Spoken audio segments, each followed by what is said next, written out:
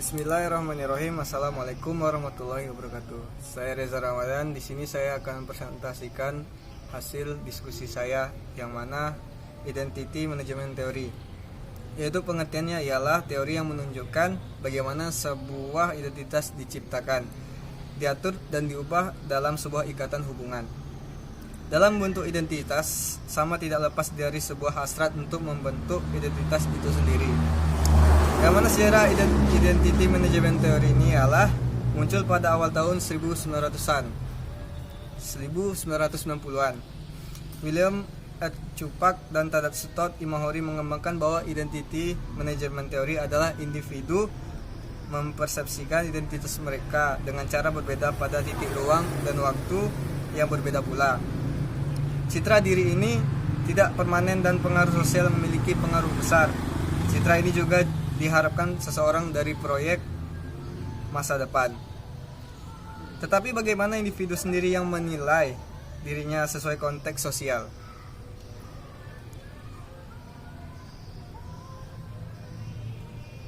Identity Management Theory mempunyai dua cara unik untuk berinteraksi, yaitu kemampuan berkomunikasi, yaitu untuk mengelola identitas relasional dan budaya. Yang kedua, pekerjaan wajah adalah penentu dalam manajemen identitas karena biasanya wajah juga mencerminkan identitas relasional dan kultural. Biasanya stereotip adalah cara alternatif jika kita tidak terlalu mengetahui tentang budaya lain.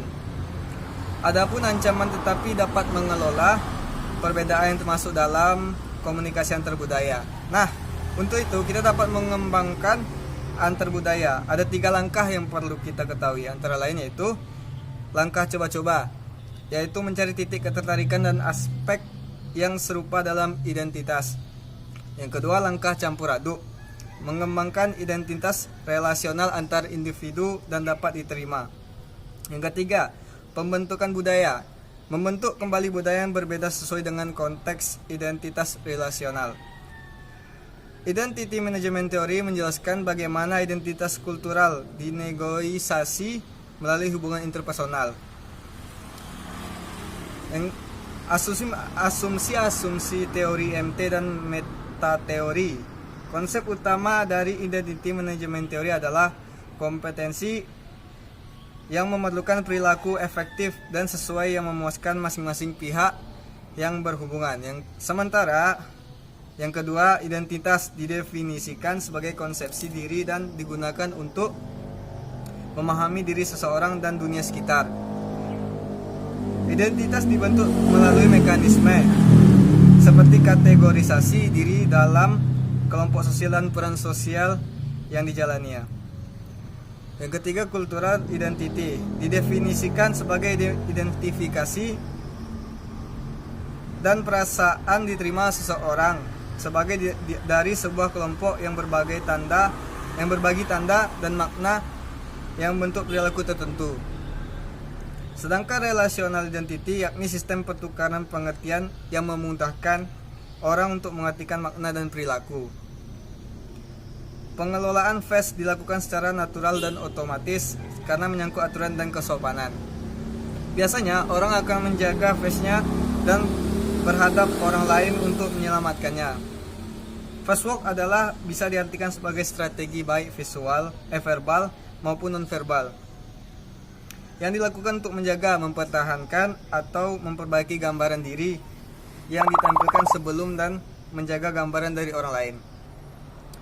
Fase Identity Management Theory.